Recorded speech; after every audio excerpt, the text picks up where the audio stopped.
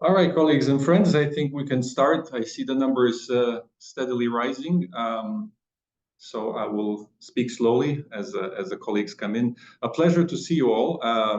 Welcome. My name is Dan Malinovich. For those of you who don't know me, I'm the focal point for electoral assistance at UNDP HQ. I see many familiar faces from the Philippines, across Africa, Europe, Americas, all over the world in different time zones. So thank you so much for being with us at perhaps odd hours of the day and night in your time zones.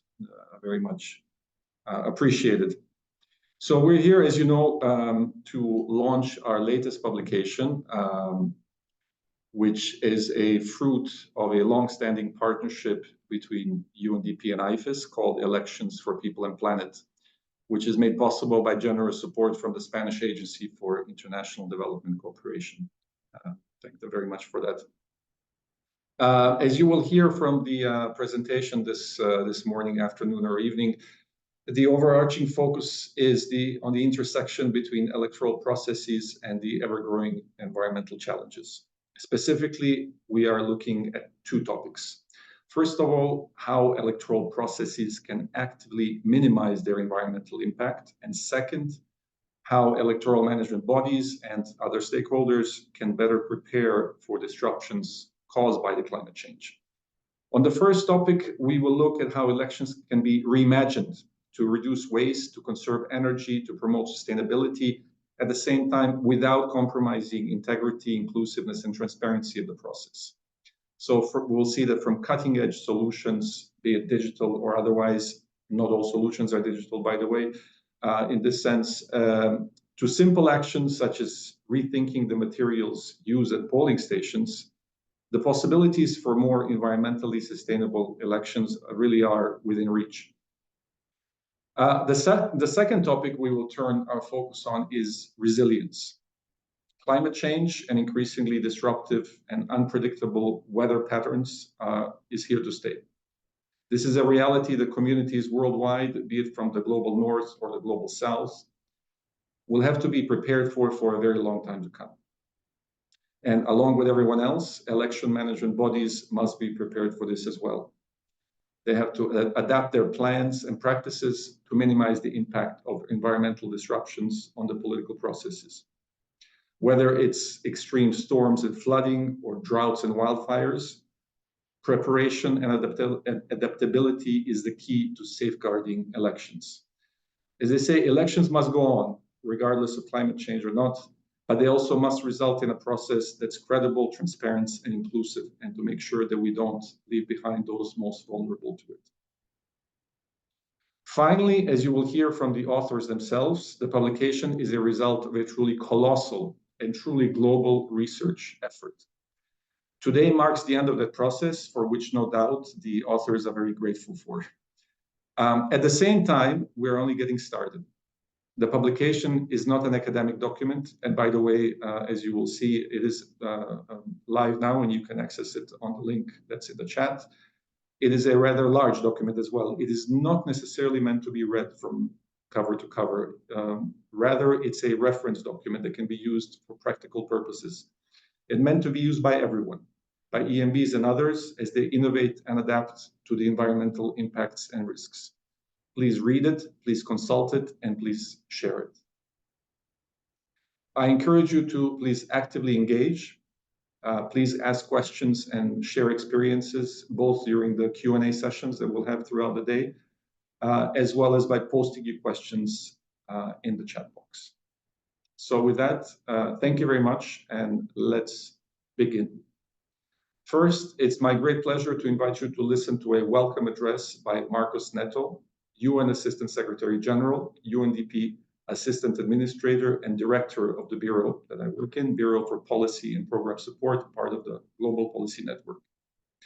Marcos, unfortunately, could not join us in person today, but he has relayed his best wishes and warm words of welcome, as you will soon hear. So, Dalia, please go ahead and play the video.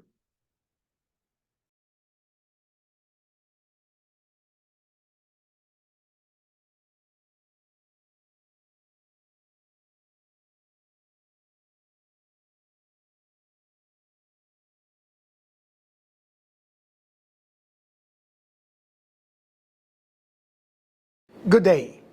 It gives me great pleasure to welcome you to today's launch of Election for People and Planet, a guide that marks an important step in ensuring that electoral processes and operations make a modest but important contribution towards a more sustainable future.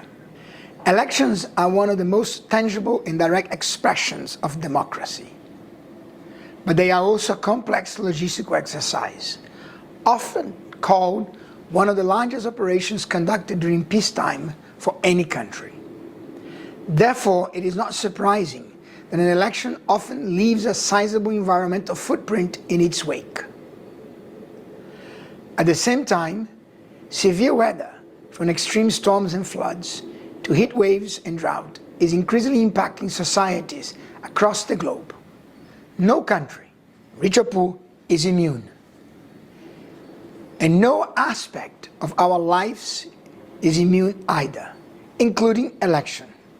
As International IDEA recently noted, during the super election year in 2024, extreme weather impacted elections in 15 countries and on every continent from Austria and India to Mozambique, Tuvalu and USA. Colleagues, this is a reality with which we will have to contend for years to come. And it calls for an innovative approach in how we think about and prepare for electoral processes. With this in mind, the publication has two goals. First of all, it identifies good practice for all stakeholders, in particular electoral management bodies, to minimize environmental impacts throughout the electoral cycle. And secondly, it analyzes the impact of climate change, including extreme weather, on electoral processes. Based on real-world cases, it outlines the ways electoral stakeholders can be better prepared for such events. And we are already seeing promising steps. As we will hear today, election management bodies are piloting more sustainable materials and thinking ahead about climate-related disruptions. At the same time, many election authorities operate under tight deadlines and even tighter resources. So this guide is designed to be flexible, offering ideas that can be adapted to different national contexts, capacities, and priorities. In closing, I want to thank the lead authors, Hannah Roberts and Marina Bradford, and of course, the Spanish Agency for International Development Cooperation, ISD, whose contributions made their research possible. And of course, a special note of thanks to our partners at the International Foundation for Electoral Systems for collaboration on this and many other initiatives over the years. Finally, while UNDP's governance, rule of law, and peacekeeping hub spearhead UNDP's work on this, our climate change team provided expert inputs that have been instrumental in both conceptualization and implementation. Thank you all for an excellent collaborative effort. I hope this publication sparks meaningful dialogue, innovation, and most importantly, action. Action to build electoral processes that are not only resilient, inclusive, and transparent, but that also contribute to the protection of our shared environment. Thank you very much. Thank you, Dalia. And as mentioned, this is a joint effort with our colleagues at IFES. So now I invite you to please listen to the welcome note by Anthony Banbury, President and CEO of IFES. Dalia.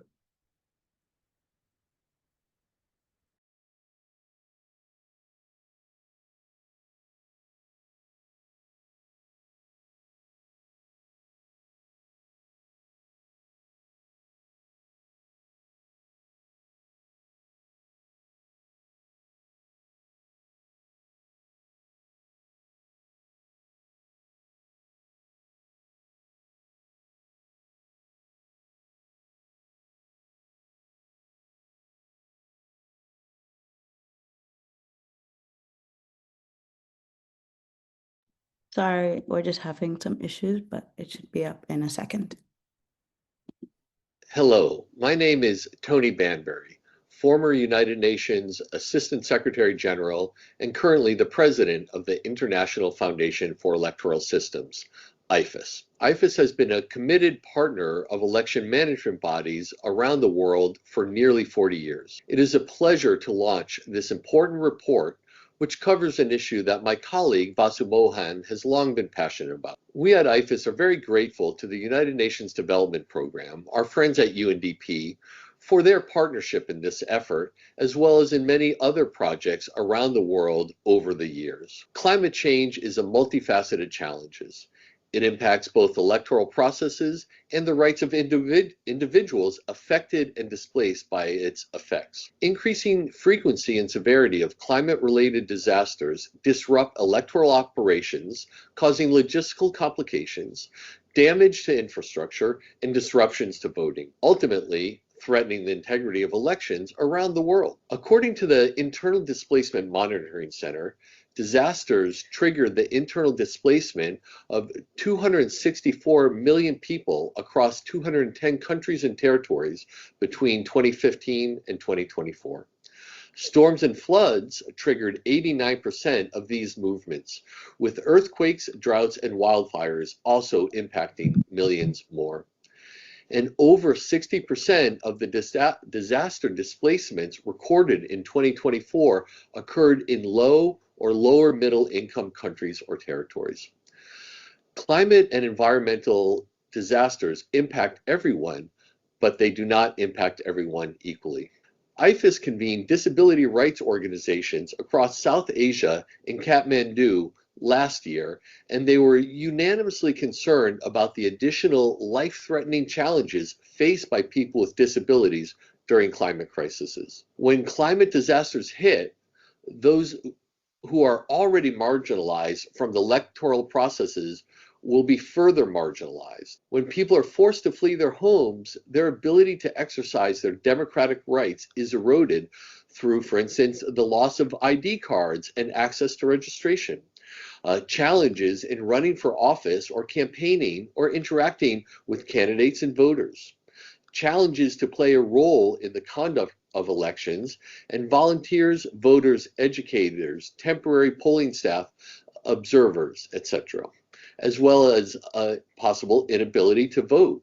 Upholding the rights of climate impacted and displaced persons requires proactive measures by election management bodies and government officials responsible for electoral cycle operations. Without thoughtful strategic planning, this disenfranchisement threatens the overall integrity of electoral processes. I will also note that elections themselves are the largest civilian exercises in most nations. Election management bodies will find useful guidance in this publication for conducting elections with a minimal environmental footprint. Because every process of the election cycle has an environmental footprint, and reducing it means expanded EMB expertise across a range of sectors, whether it is in IT and understanding the impact of servers, choices around printing and other collateral, transportation, and so much more. As I mentioned at the beginning, IFES has been a committed partner to election management bodies since our inception. Over the past 8 years, IFES has been steadily developing tools to support EMBs and their requests to better respond to the growing climate crisis. This latest partnership with UNDP is an important part of that effort. And I'm so grateful to the experts and professionals at UNDP for their leadership in this area and for the partnership that we at IFES enjoy with UNDP. Thank you. All right, thank you very much. Before we dive into the presentation, the sort of main event of today, I just want to take a minute to recognize my colleague and dear friend, Vasu Mohan, that Tony mentioned briefly. Vasu is, I think, online with us, but he's in Nepal with very spotty internet connection, and he may join us with voice later on. But Vasu has really been a key to all of this. He's IFES's Senior Global Advisor for Conflict and Displacement, and since joining IFES in 2001, he served in many roles, including as a Senior Country Director in Nepal, Regional Director for Asia Pacific, Deputy Regional Director for Asia, and he has more than 25 years of experience in democracy, governance, human rights, focusing on strengthening post-conflict electoral processes and advancing democratic inclusion. I would like to, as mentioned, I'm hoping Vasu will be able to join us maybe after the presentation to say a few words. And now I would actually like to move on, as mentioned, to the main event and to invite our two co-authors to briefly present the publication, which, as I mentioned, is available for downloading so far only in English on the link on the side of your screen. Let me briefly introduce the two co-authors. So first of all, Marina Bradford is a founder of the impact consultancy BEMARI, focusing on addressing climate and nature crisis. And she's a co-founder of a travel and tourism sustainability consultancy, Terra Verde. Marina brings over 20 years of experience and expertise in sustainability, supply chain, and change management for public and private sector organizations across Europe, Africa, and Asia, spanning multiple industries. She worked in and across over 20 countries, supporting transition to more regenerative and distributive practices through transformation of governance, fund management, and procurement systems, as well as through capacity building and skills development. And Hannah Roberts, for many of you, needs no introduction. Those of you who worked in elections over the last 20 years likely have come across her either as a technical expert or an observer. But those of you who don't know her, she has been an independent governance consultant focusing mainly on elections since 1999. She has run out-of-country voting in South Sudan, amongst others, undertaken technical assistance with election commissions, planned and evaluated electoral and parliamentary assistance programs across the world. I should add that she has worked on a number of occasions in the past for the UNDP as well as UN Electoral Assistance Division. In the observation, she has worked on numerous occasions as the head of mission, as well as the deputy head of mission for the OSCE and the European Union observation missions, as well as developing observation methodology for both EU and OSCE, including on the follow-up gender analysis and disability inclusion. And we really were very fortunate to have two experts of such high caliber in their respective fields for this. And so please, colleagues, over to you for the main event. Thank you very much, Dan. I think I will start the presentation, and in the next few minutes between Hannah and I will take you through the key background of the publication, but also give you a little bit of a flavor of what's inside.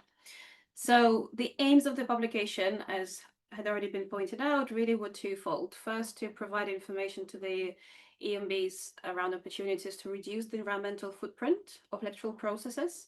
And we are very intentionally using the word environmental as opposed to simply climate, because we also wanted to make sure that there is clarity around the different types of environmental impacts that are associated with the processes, and make sure we are not just looking at the one element. The second part of the publication and the aim was to support with the ideas and provide some examples of how EMBs may be able to integrate climate resilience in their planning and their activities. So some suggestions around how to prepare and address and essentially evolve the processes in this new volatile environment and respond to the risks and hazards in your individual geographies. So the big chunk of this publication really is focused on environmental, on EMBs. However, it's not just purely for the EMBs. We also wanted to make sure that the broader ecosystem is supported. And some of the ideas and suggestions are also aimed to support other electoral stakeholders. So really just broader than the process aspect of that. So we looked at the parliaments, political contenders, observers, suppliers, etc., recognizing that there is an interdependency and also an opportunity of influencing and a collaborative approach to tackling these two challenges. So with that, why is this the time to talk about this, apart from obviously some of the specific issues that I'm sure many of you have witnessed and experienced? Well, if we actually look at what the scientists are telling us about the environmental state of nature at the moment, is what we know is planet is outside of space, operating space of humanity.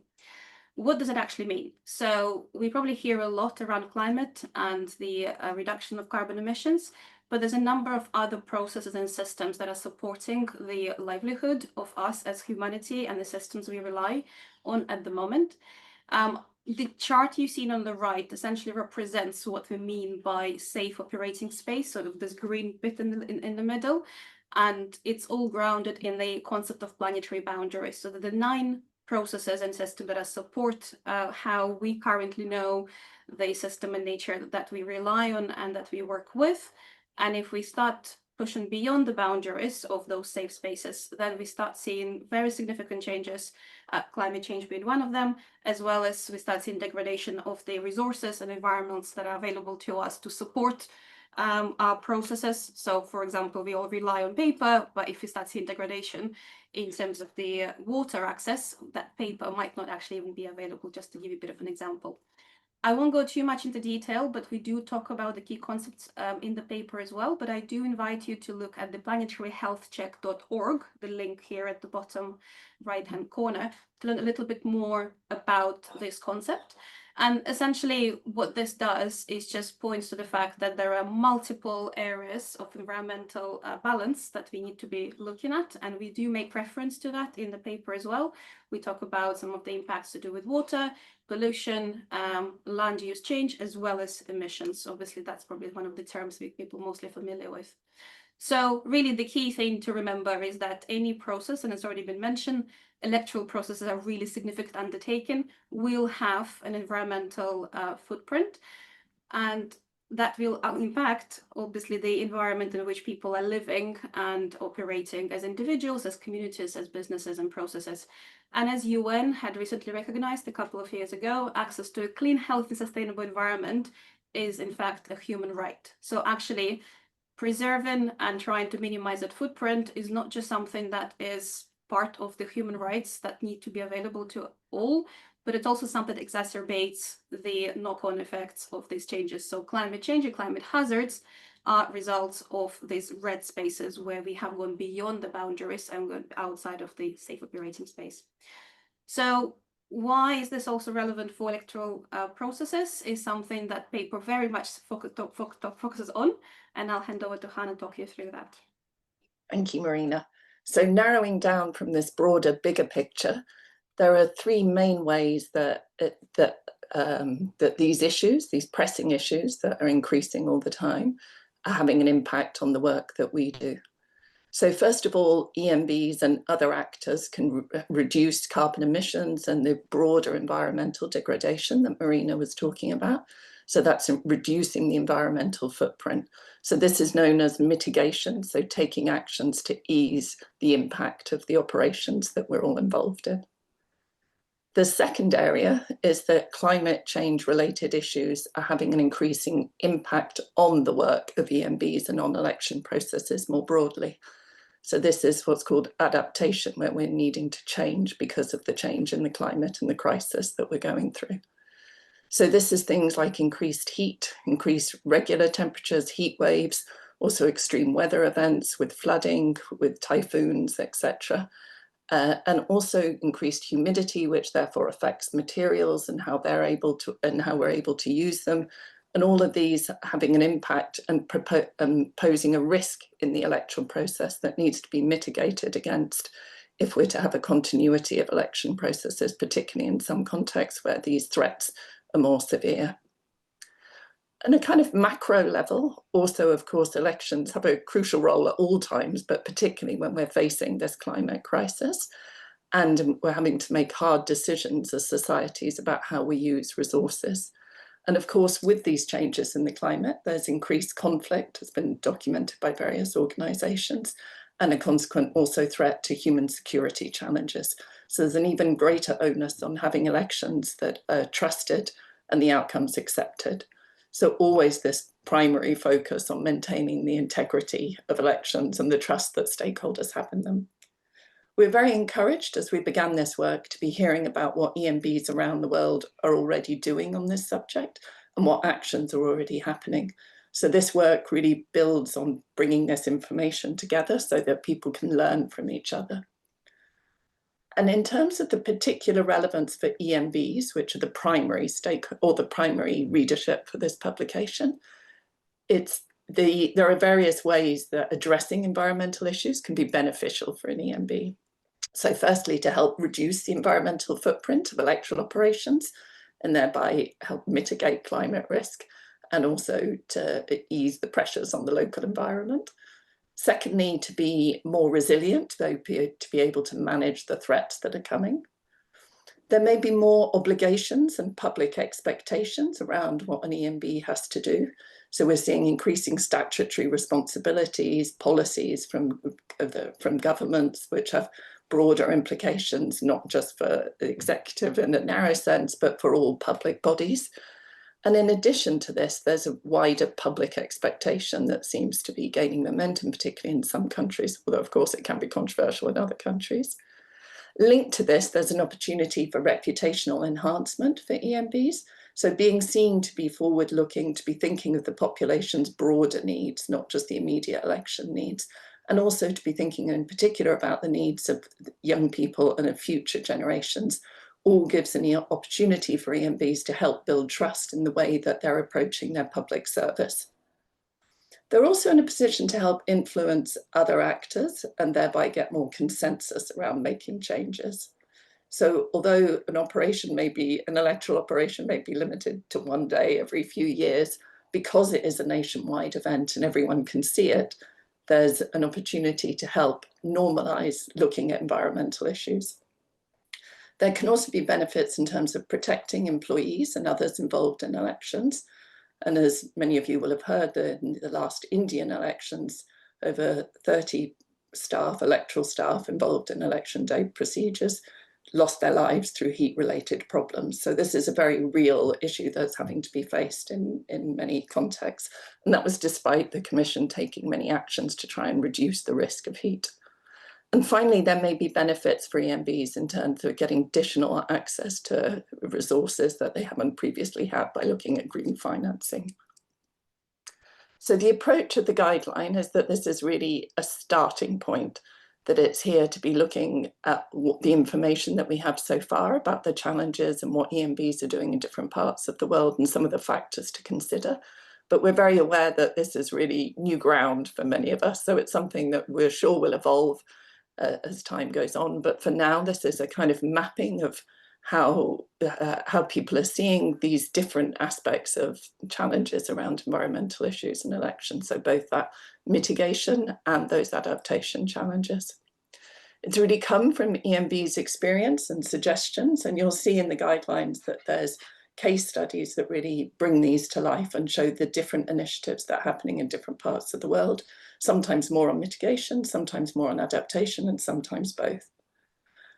A key aspect of any of this work is, of course, that electoral integrity is the cornerstone of everything. So the primary purpose of an election, of having an election with integrity that stakeholders have confidence in, needs to be maintained at all times. So all the measures that we're talking about have to fit with that greater objective. We hope that the guidelines are practical with suggestions for EMBs and others, and it's been designed to be a principles-based approach that then people can dip into and take certain bits from, depending on what their particular circumstances are. Over to you, Marina.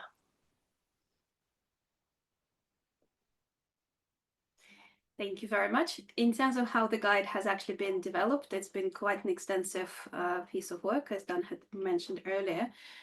We looked at the existing research and existing information and knowledge on the topics of environment and climate, or environment, or sort of one of the, or both, and election, and any intersections of the two.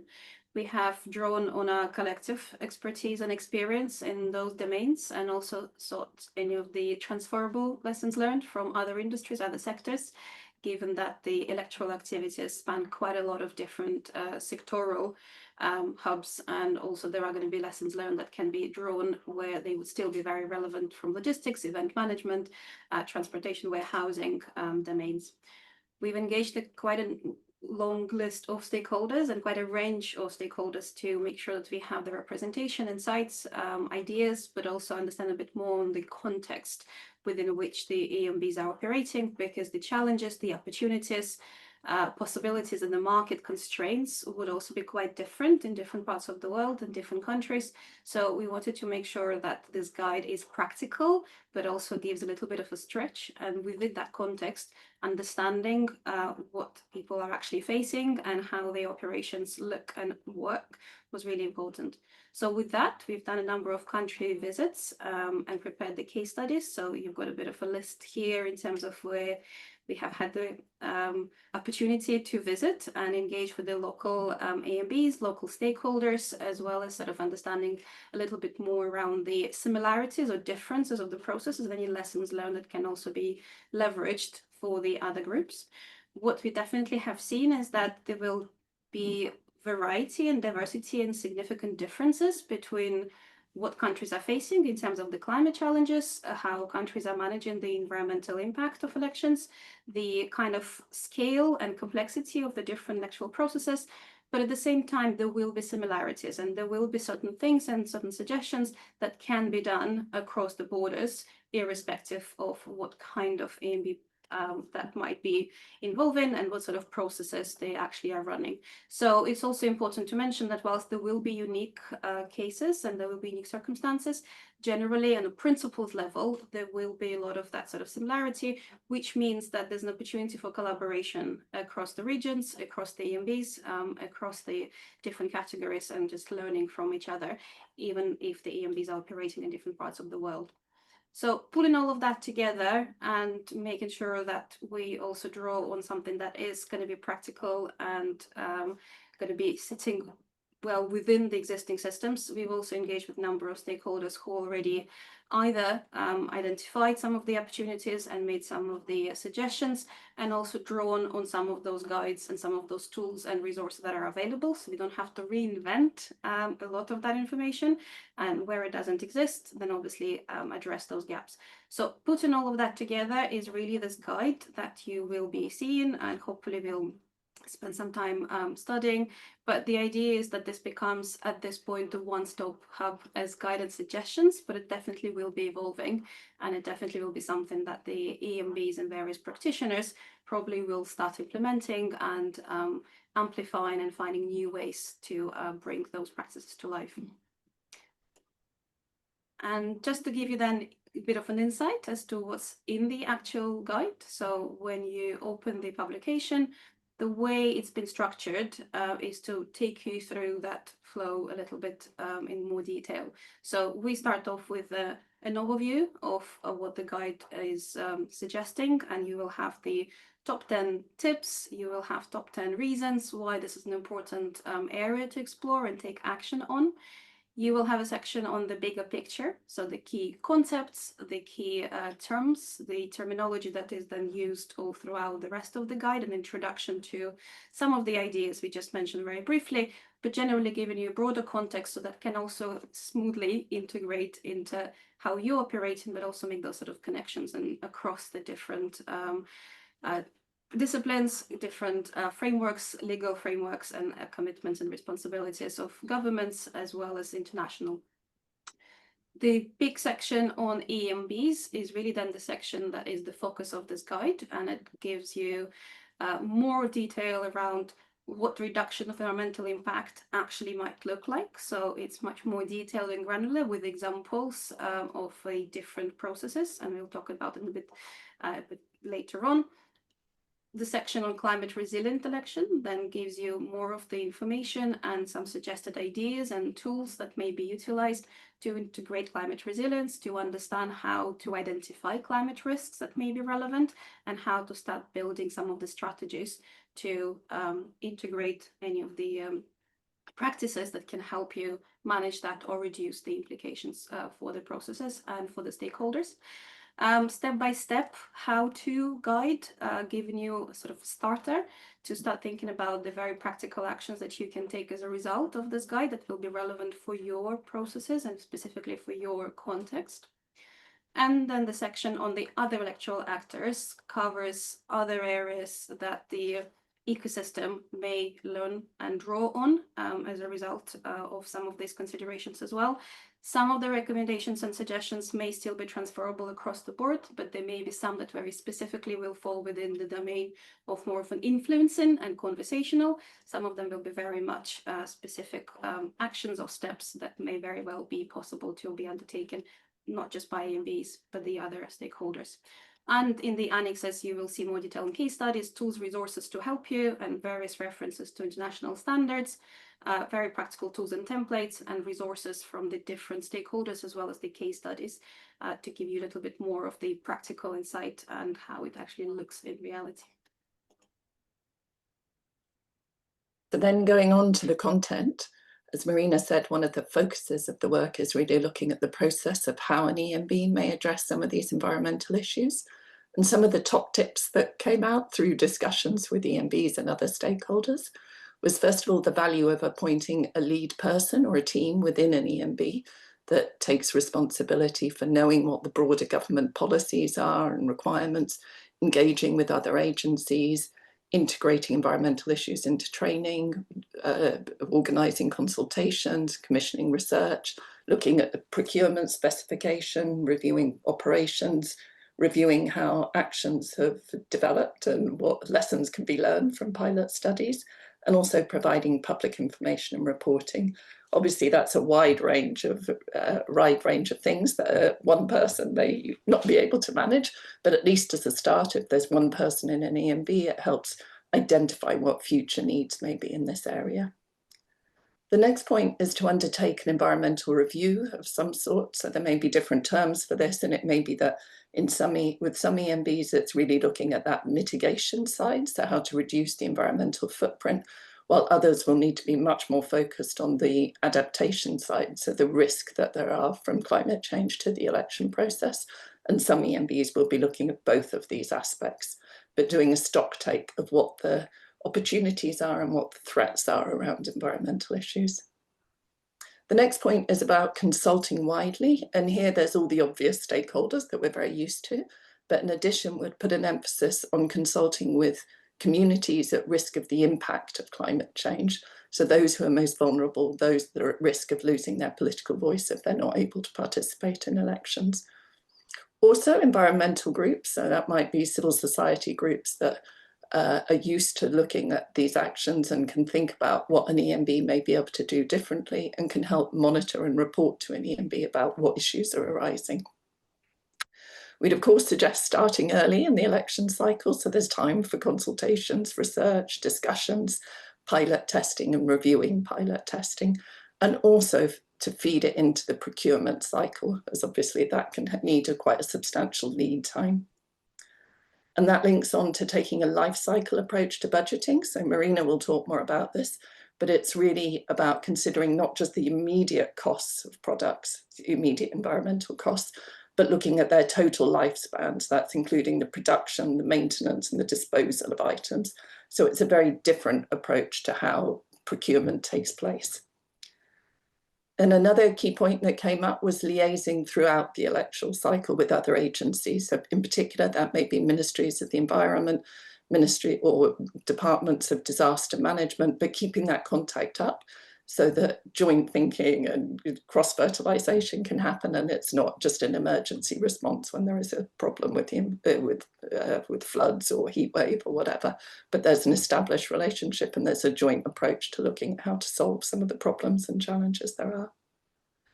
And of course, developing plans based on all that's happened so far and making these as evidence-based as possible to help keep stakeholders on board for what's being proposed, and to provide something that then can be measured and reviewed so people can see what potential impact or what potential and actual impact there has been from the plans, and then be able to review that. We also strongly heard from people about the importance of communicating throughout this process, not just at the last minute. So providing information to stakeholders, but also more broadly to the public. And again, it's an opportunity for EMBs to develop their reputation by showing that they're proactively considering these issues and these threats. Then to monitor and report what actions are being taken, And finally, to look at the role of other actors in the election process, as the more that there can be a co-working on these issues, the less contentious some of them are likely to be. So that's the broader picture of maybe how an ENB might approach looking at environmental issues. And we'll now go on to looking at the mitigation side, so what an ENB might be able to do to reduce its environmental footprint. So some examples that you will see more details of in the actual publication. Within the reduction of the footprint space, three key areas of the suggestions. So starting with applying life cycle approach to budgeting.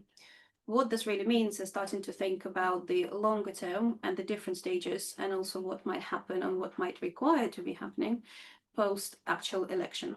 So part of it is allowing budgets for activities afterwards. So for example, allowing for budget for storage of appropriate type for the kind of materials that can actually prolong the use of those materials, and perhaps they can then be reused the following year, rather than perhaps leaving that as an afterthought and therefore some of those materials deteriorating and we have to then buy them the year after that or the next election cycle. Allowing for budgets for things like waste management and disposal to ensure that those considerations are discussed early, and where partnerships may be required, or where some of the solutions that are not the regular route might also need to be identified. If we can do that sooner and budget for that, that provides an opportunity for starting to look into the different ways of conducting the entire process and actually seeking out ways that we can start reducing footprint overall. The other part of the cycle approach to budgeting really is around opportunities to start thinking about most optimal use of the funds and most optimal value for money. So for example, if early on in the procurement process, we are specifying energy efficient devices that require the electricity or any kind of energy, then the running of those devices becomes cheaper because then they consume less energy, and therefore the spend at the later stage might also be reduced. If you're thinking about some of the devices and kind of take back schemes, perhaps in non-sensitive digital devices, then again, having that conversation early on and embedding that into contractual pricing as well as the terms helps to not really worry and figure out additional measures post-electoral processes. So starting to think beyond the sort of initial stages and initial financial outlay does then drive a different perception of what value for money might mean in this space, and actually drive a more optimal value for money that also can then start helping save some of the financial contributions, but also identify better ways from environmental perspective. The second category of suggestions, if you just go back for a second, is focusing on the framework around reduce, reuse, recycle, and replace. So there's a specific suggestions for the categories that are involved in the electoral processes. So reduction of use of material, for example, reduction in packaging, starting to reduce the number of wrappers, a number of layers some of the materials might come in, or reduction of the materials from the perspective of just the demand of the size. So if you think about the ballots, reduction of the format and just the size of the paper without compromising the functionality might just mean that at the scale, we actually using significantly less paper, and that also reduces the environmental footprint. So looking at various ways of reducing the volume or in the need for materials at all is some of the categories that we have included. Reusing the materials, so reusing the items that are already been purchased for the first cycle. So for example, reusing some of the uniforms, reusing the banners, or perhaps any of the setups for the sites that might not necessarily need to have the date stamp or some sort of identifier that links it to the one event. They could also then start to be stored and reused for the longer period of time. Recycling the materials where possible, where reuse is not available. So that might mean any of the materials after the electoral cycle actually have a recycling route and maybe a partner who will take care of that to then make sure that those materials then become valuable yet again in the next life, as opposed to just going down the route of the disposal into the landfill, for example, or perhaps even burning, as may be the case in some places. Also recycling from the perspective of using recycled content of materials where possible. Paper tends to lend itself quite well for that, especially non-sensitive paper, so sort of basic stationery, any of the materials around the various events and the promotional materials, as well as the devices. So metal is actually generally highly recyclable, depending on the type of it. So specifying recycled content of some of those materials, again, in the procurement cycle, becomes a big area of opportunities. And replace refers to the suggestions of replacing the types of materials or types of actual items with alternatives that may have a better environmental profile. So as an example, some of the promotional materials that might be utilized for voter engagement or any other events may be replaced with some of the locally produced and items that may have a more cultural significance locally perhaps, but also are made from the materials that actually have some sort of recyclability or use within the context of a particular country, as opposed to perhaps importing some of the materials that may be made out of plastic or wrapped in multiple layers of plastic, which would be the requirement for a long distance shipping. So you'll have a few different suggestions, and the final category would be around the green procurement and how these recommendations can be integrated in the purchasing decisions across the different stages of the procurement lifecycle. So we've made some suggestions around the specifications and the kind of labels or standards or specific wording that you may be seeking for different categories, as well as some of the incentives and how to engage with the market and the suppliers around implementing some of these changes. It's important to mention that green procurement and procurement generally is a really powerful tool and leverage that EMBs have, because it doesn't just provide for this opportunity to bring in better environmental profile, but it also starts to signal to the market that there is demand for this change. So even if you don't necessarily in the first year have the success of having all of those alternatives provided to you, or perhaps there are commercial considerations that might become constraints, working with the suppliers and signaling interest and importance of this means that the market will also start working in that direction. So that's also really important influencing area for the EMBs through the procurement process to ensure that in the longest term, there is a broader understanding and a shared understanding of the importance of these issues.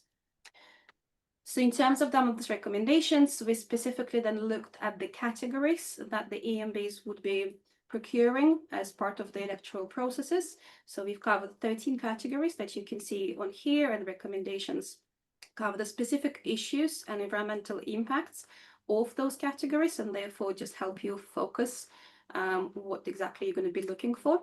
It's also probably worth noting that we are not suggesting sort of the final ways how things have to be done, because in different markets, there will be different opportunities and different constraints. So again, the principle-based suggestions format is really what we're going for here, because there will be sort of different availability. But the closer we can get to some of these, then the footprint is going to go lower. It's also worth noting that one of the concerns sometimes is just sort of straight transition from physical materials and paper to digital. This is not something we're advocating in this publication. There is a place for digital activities, but we are not suggesting dematerialization as the solution in all instances, but we are covering the digital activities and technology and what kind of environmental impacts, as well as the mitigation actions may be possible and to be undertaken in this space. And with that, I'll hand over to Hannah to cover the climate resilience angle. Thank you. So this is the adaptation side of how election administrations and others deal with the increasing challenges there are with conducting elections, with increased, as I say, heat, extreme weather, humidity, and the displacement that can come as a consequence of climate change and other environmental problems. So this is really about seeing elections as a critical infrastructure where there needs to be continuity, that elections need to be able to carry on despite these challenges.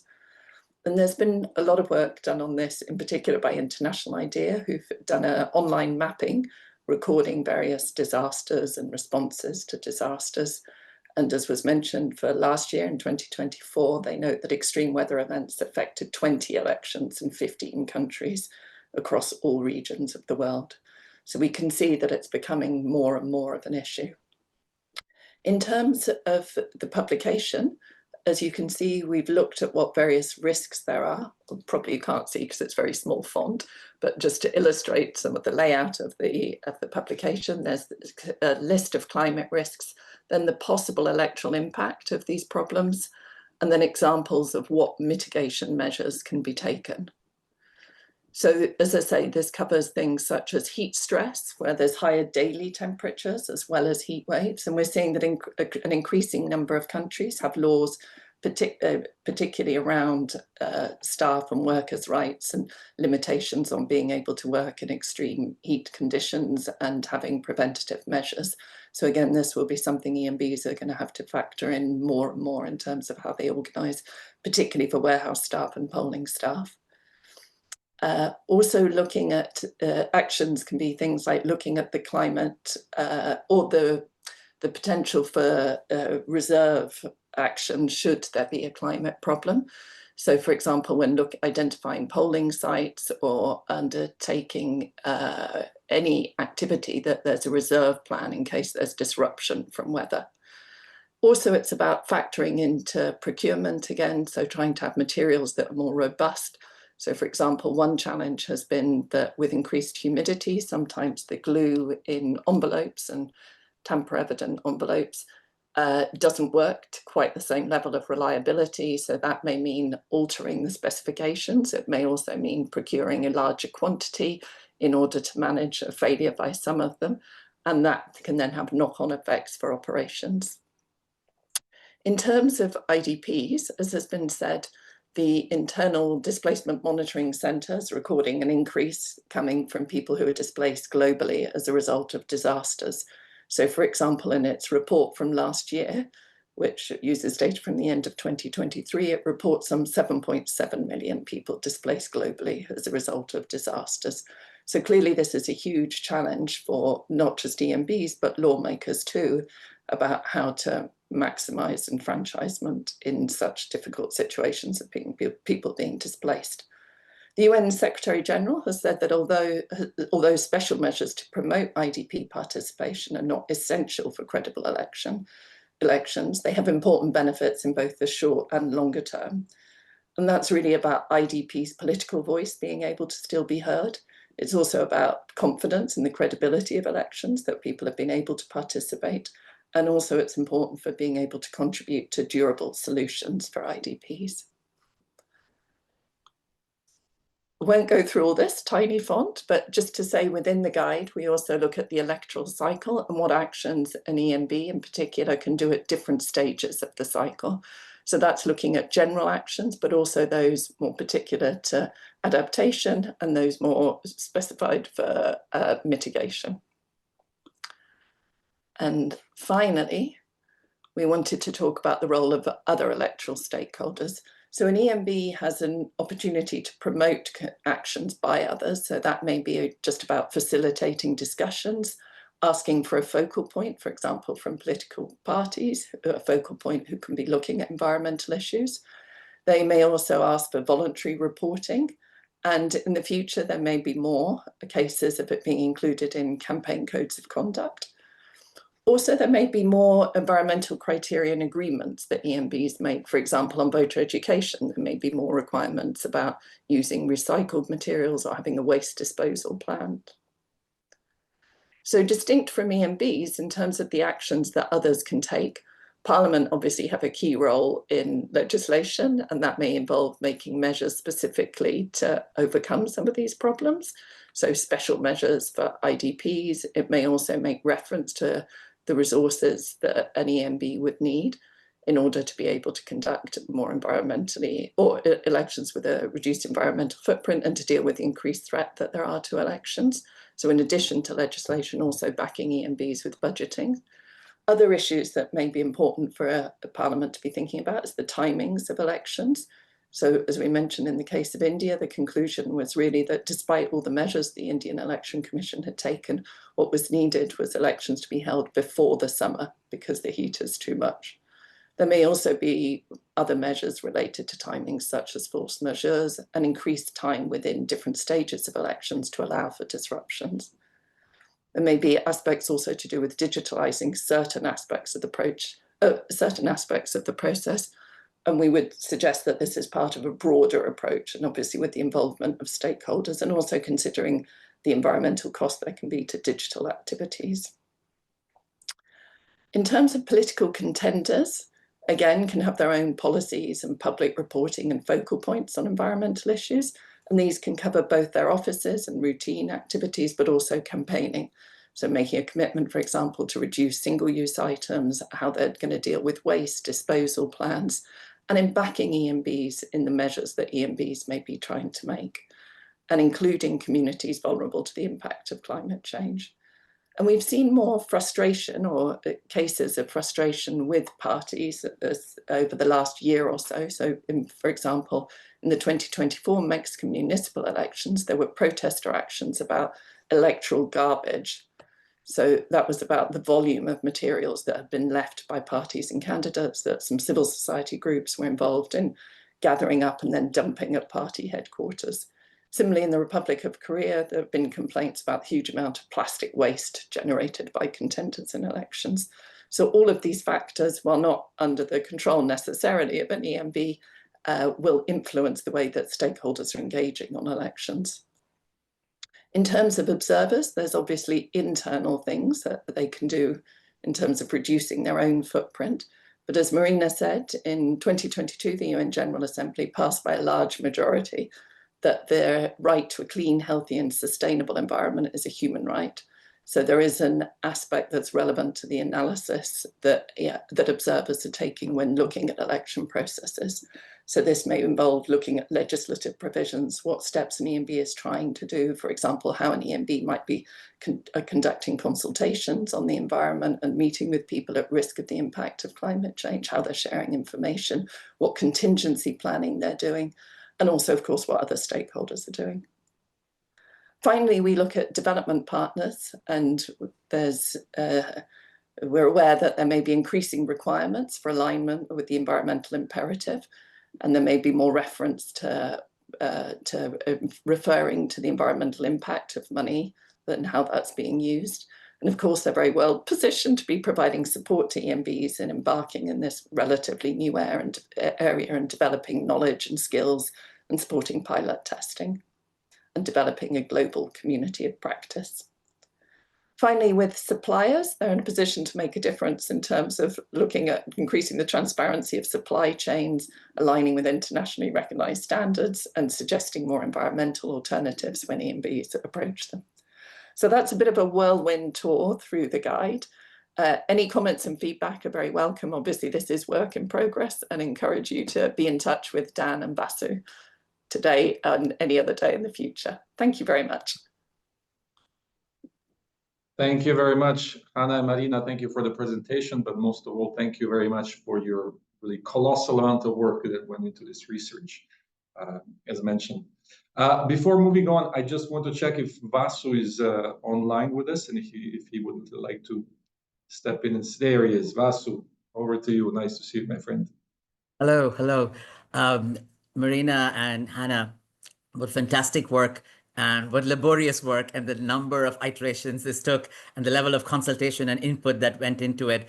I think it's really important that the process of writing, collecting these case studies, the reviewers, a range of reviewers. I see several on the call, Barak and Eric and Erica, so many others who are on the call, who all contributed significant amount of framing and thinking about this topic. I just want to make a few quick comments.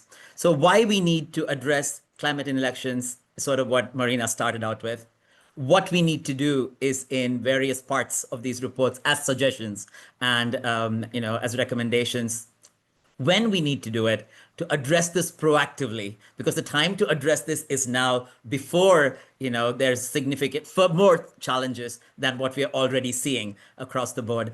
And how we do it is equally important, in that we do it in a manner that these efforts add to the integrity of elections and in no way compromise the genuine, credible election processes that are supported by everyone on this call. And then the last of this, I want to reiterate, Hannah mentioned this, and this is an important part of the report, who we are doing this work with, right? Whether you're an EMB or whether you're an international technical assistance provider or a civil society organization, are we including in the consultation, design, and decision-making, especially the vulnerable and marginalized communities whose electoral and political rights are further marginalized because of climate change, and also recognizing the electoral and political rights in various covenant and treaties like CEDAW, CRPD, UNDRIP, and the principles of displacement, etc. Really, all of these, UN covenants and treaties and guidelines that exist, and regional, mechanisms that exist as well, that address the electoral and political participation of all people, but to particularly look at these communities whose voices are marginalized, not just as marginalized communities, but also recognize their leadership. Indigenous communities, the traditional custodians of the lands that we live in, there's extraordinary wisdom in those communities and leadership. How do we bring those voices into both the climate conversation, but as importantly, into the elections conversation? Even as we speak, Australia is currently, establishing pathways for climate displaced people, particularly from Tuvalu, through a special migration, agreement. It's framed as a response to the existential threat posed by climate change to Tuvalu. So this is happening, and it's going to happen a lot. Hannah and I were co-authors of an earlier publication, The Electoral Rights of Environmentally Displaced People, where we looked at 3 categories: people who are displaced within their countries, IDPs. So there's a lot of recognition through conflict displacement, that there's a lot of work that's done, publications that have been written about it. And then we looked at people who will be displaced outside their borders, refugees. A lot of them are not recognized. There's a protection gap of people who are being displaced as refugees outside of their country, not for political reasons, but for climate reasons. And third is a category we also looked at as people whose countries themselves are in an existential, state of threat. So what happens if countries, particularly small island countries, disappear or become uninhabitable? What happens to those people, their electoral political rights? So to look at that. So as a result of this type of thinking and working with a large group of organizations, well recognized and footnoted extensively in the publication, I think the invitation from UNDP and IFES is to begin a community of practice. I think this is a time when as many organizations and thinkers and EMBs, civil society organizations, should come together to establish consciously a community of practice. So this is our invitation to all of you. And to also let you know that a carbon footprint calculator of elections is part of this thinking process that we have had. This publication comes sooner than the carbon footprint calculator was ready, but certainly that is where we are going with this. So election commissions, or observers from the outside can actively look at how are they doing in terms of reducing their environmental footprint in elections. IFES has 2 tools that we have been working as it's a self, these are EMBs, are self-administering these 2 tools. One is called REEF, Reducing Environmental Footprint on Elections, and the second is called BRACE, Building Resilience and Adaptation for Climate and Elections. These look at the 2 sides, the impact of elections on the environment and environment on the elections, and we invite any of the election commissions who are here to participate and work with us to be able to implement these tools and see track your own progress and your own identification of areas to improve and best practices, good practices that you can share with others. So those are my few points, and really happy to be part of this discussion today, and hopefully, in the weeks and months to come. Thank you, Dan. Back to you. Thank you, Vasu. Thank you very much for this. And colleagues, before I hand the floor to Mr. Sai Mamabolo from the Electoral Commission of South Africa, let me just mention once again, please pose your questions in the chat. We will go through the presentations first, and we will have time for a question and answer session at the very end. I want to recognize already a couple of comments, one specifically dealing with logistics from our colleague Barak, and in fact, we will have a dedicated presentation on that from our colleague Victor in Copenhagen. So thank you, Barak, for mentioning this, as well as a comment about the large size of some elections, which has its own issues and so on. I also just want to briefly reflect on what Vasu said. I mean, we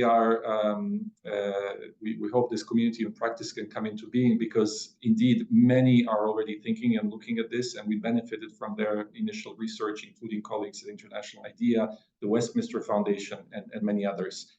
And as we discovered, actually, Hannah and Marina in particular discovered as in researching this, and myself even going on different missions, election management bodies are already thinking about this very much so, and doing something about it. And so I hope that also during discussion today we can hear from them. I know colleagues in the Philippines, in Comelec, were thinking about this, and others, as well as our colleagues, as mentioned, in the South Electoral Commission of South Africa. So it gives me a great pleasure and privilege to introduce and welcome Mr. Sy Mamabolo, who is the Chief Electoral Officer of the Electoral Commission of South Africa, with extensive management and reform experience over the last 20 years. He's been involved in managing 10 of the South Africa's elections. Beyond South Africa, he's contributed to electoral assistance globally as an expert under the UN in countries such as DRC, Liberia, Central African Republic, and Ethiopia. And he has spearheaded the Commission's legacy projects aimed at enhancing electoral integrity and the operational institutional capacities of election management bodies in Africa. He has also worked recently on the principles and guidelines on the use of social media in elections in Africa, and very timely initiated a special issue journal publication titled Safeguarding Election Management Bodies in the Age of Democratic Recession, which was published in the South African Journal of International Affairs. Mr. Sy Mamabolo, the floor is yours. Thank you very much, Dan, and greetings to colleagues across all regions of the world. I just want to pay special tribute to Hannah and Marina for what I consider to be a Herculean effort put into producing this guide. Thank you very much for your untiring efforts. I think we all are going to benefit from this study and guide, really, that you have produced for all of us. Now, I'm going to present the South African experience, and really, I mean, because I have about 10 minutes, I'm not going to take much beyond that 10 minutes, except to say that this subject of people and elections, it's embryonic in a sense that it's evolving.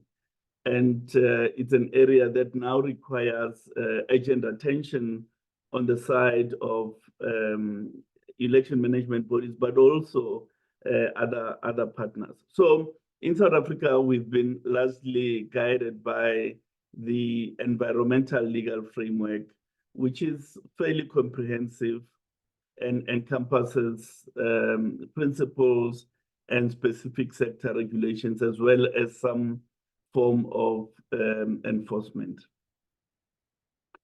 Now, the operating context is that, as the guide itself has observed, that we're facing various emerging challenges related to the environmental condition, and this includes, I'm going to mention quickly 5. The increasingly unpredictable and extreme weather, making operations and logistics harder, more expensive, and requiring coordination and contingency planning. For an example, we require steadier structures and tents where previously a light gazebo would have sufficed. Secondly, difficult working conditions for staff due to extreme hot temperatures, with a concomitant implication for productivity and costs. At the same time, planning for civic and voter education campaigns has become more challenging due to timing consideration in an unpredictable weather weather condition.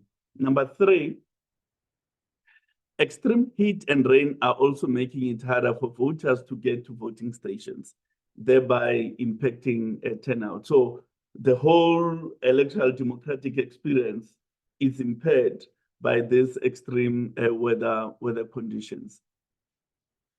And then fourthly, the risk of flooding leading to displacement, an issue that is traversed quite expertly in the guide, with a disproportionate risk on poorer and rural communities, which generally have inadequate public infrastructure.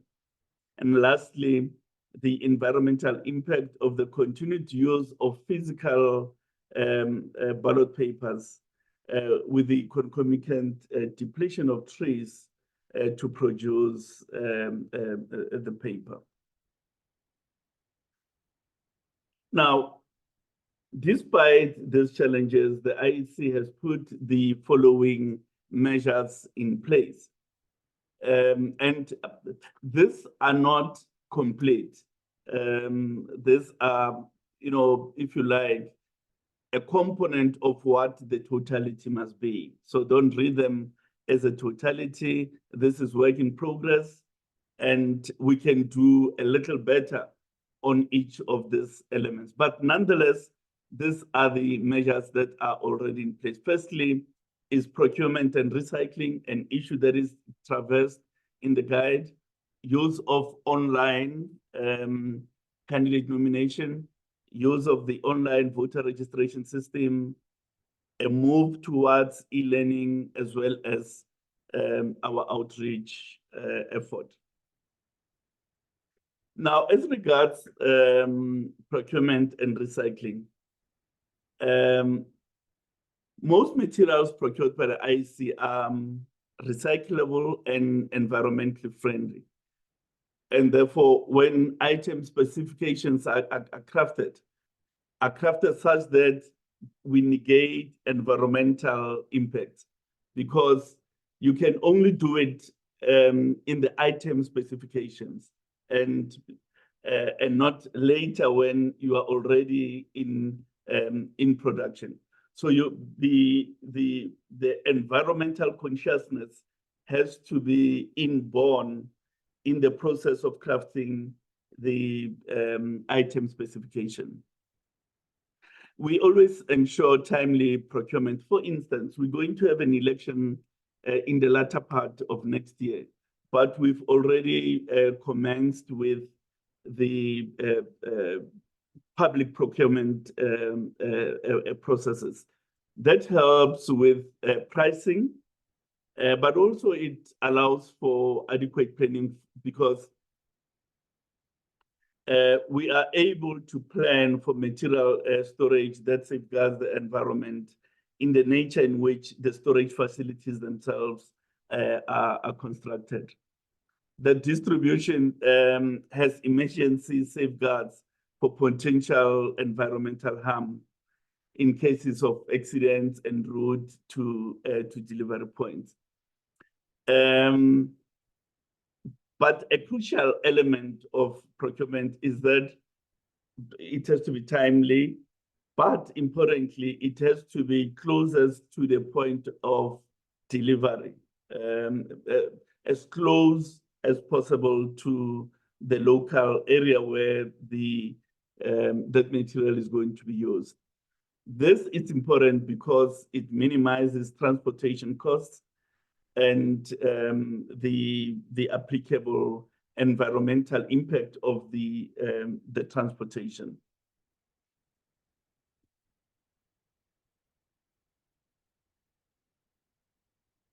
In other words,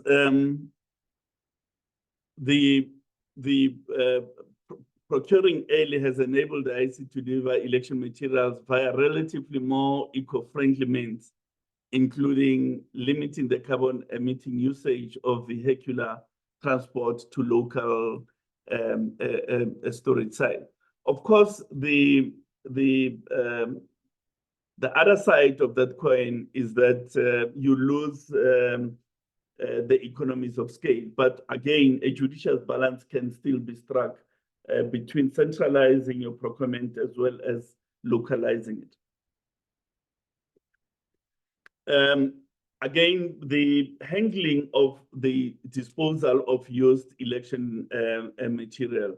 I think there's an important area there to classify them appropriately and appoint professional qualified service providers to ensure that controlled and secure handling of the material in line with environmental protocols.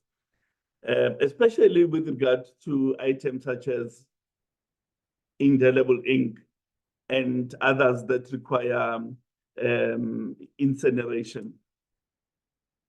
And also ensuring that the service providers issue the electoral commission with a destruction certificate in accordance with environmental protocol. So again, in your procurement of that service provider for disposal, you need to embed in that the need for them to provide you with a certificate confirming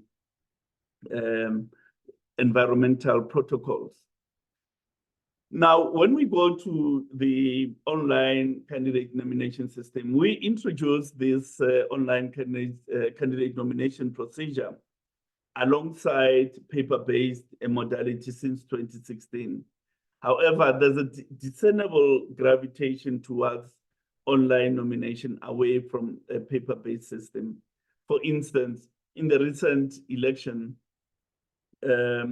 out of 16,211 candidates, 95% of those were nominated via an online platform, and then the remainder of 4.6% through the paper-based nomination system. The point is that we would have had to make a nomination form for each candidate, a nomination form, an acceptance of nomination, an identity document copy, and so on. So at least you'll need a minimum of 4 different forms for each candidate. So the use of paper would have been extensive were it not for the online candidate nomination system. Then we also have an online voter registration system, which we introduced in 2021. And since inception, 2.4 million transactions have been recorded on the voter registration portal. And again, the user analysis indicates that young voters have an affinity for the portal than older voters do. And among the voting age population, 27% of individuals aged 18 to 19 and 48% of those aged between 2029 registered using the portal. Again, this minimizes the use of paper in the registration process. E-learning, we have about 5 different modules that we use for training voting station staff and the like. So, and the idea is to have this material available on our e-learning platform and reduce the need for us to print these 5 different manuals for purposes of training. As at 2024, 314,000 staff members had registered on our e-learning portal, and the number is increasing as we move to next year's election. So as I was indicating, for next year's election, all the material will be available in a digital format from our e-learning platform. Now, on the outreach, community outreach, the strategy entails the traditional and digital communication efforts, but emphasis is placed on digital communication tools, in particular, social media platforms. We see those as communication platforms as well as engagement platforms. Although different platforms may be used for different purposes, they are an important component of our community outreach strategy. But over and above that, there's also a consciousness to choose digital billboards, wall mural, automatic teller machines, taxi rank screens, and advertisements on public transport, such as buses and so on. So as, again, to minimize the need to print this material. So we're using the digital platforms as well as billboards that are electronic and the like. So we've also commissioned a research body, the Human Sciences Research Council, to conduct research on the environmental impacts of election processes.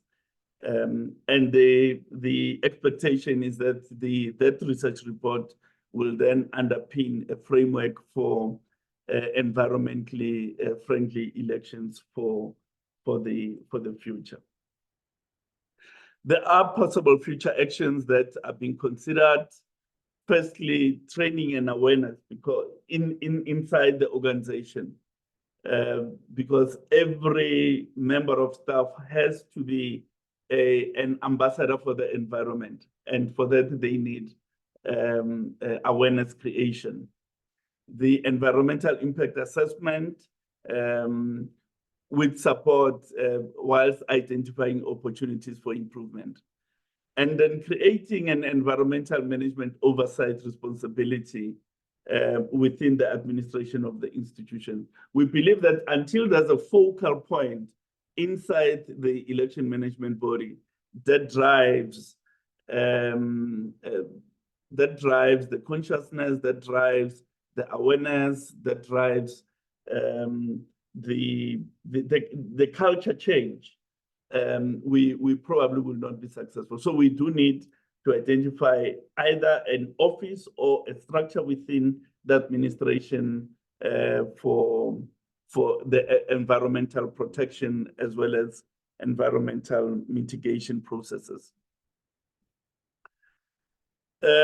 But also, I think it's going to be important to prepare for a public environmental performance report to really say to the country, as part of us submitting an elections report, that through this election, this is our environmental impact, and these are the mitigations that were introduced to minimize the impacts that the elections have had. And in conclusion, Dan, I think it's also important to consider establishing links with other environmental related institutions, both inside and outside. And I've had the idea that around building a community of practice around the world on this subject. And we think it's an important initiative which we support and we stand ready to participate in. Thank you very much for your audience. And sorry, I went slightly above your timing, Dan, my apology, but it was important to present the case study. Thank you. Thank you very much, Mr. Mamabolo. Not at all. In fact, I mean, we are here, in fact, because of people like you, because of EMBs around the world that we are doing this for. And it's really encouraging to hear that at your note at the end, both about the community of practice that we hope, as Vasu said, launch with this.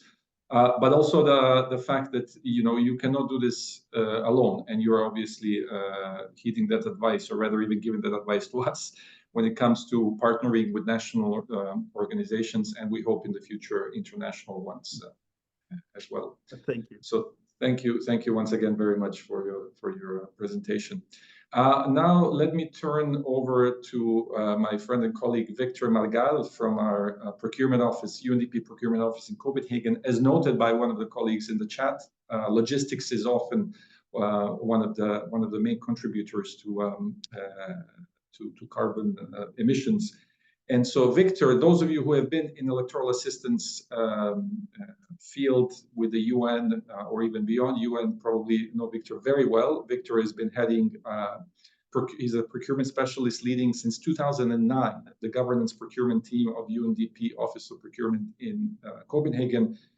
He coordinates and manages electoral procurement, digital identity, technology procurement projects, supporting UNDP country offices and other beneficiaries all over the world. And on the risk of sort of overgeneralizing, I could say Victor probably knows more about procurement in elections than any of us, or even all of us put together, because he really has led a team that has contributed to some of the largest procurement of electoral equipment over the last 15, 20 years or so. And as luck would have it, his office just recently produced a guide on sustainable practices during electoral processes. And so we would like to invite Victor to briefly tell us about this guide and what we can do to support him and EMBs in reducing the environmental impact. Victor, over to you. Thank you so much, Dan, for the brilliant introduction. Very nice and kind words from your side.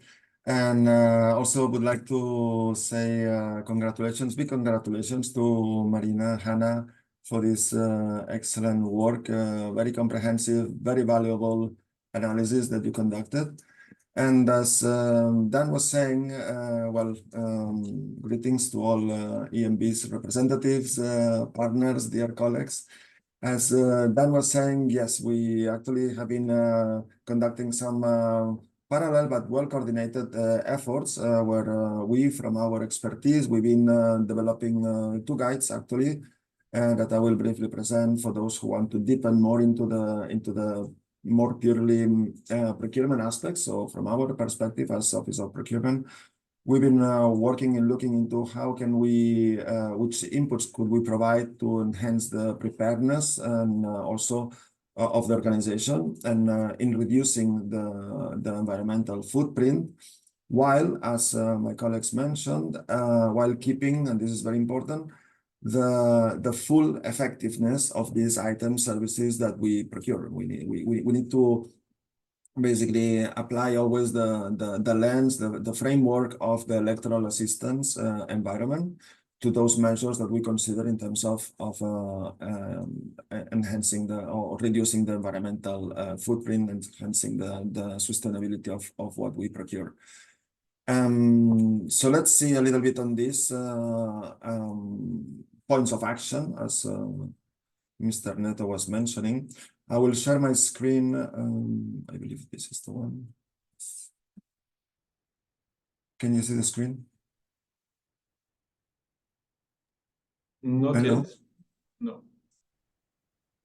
How is this? Okay, let me see. Now?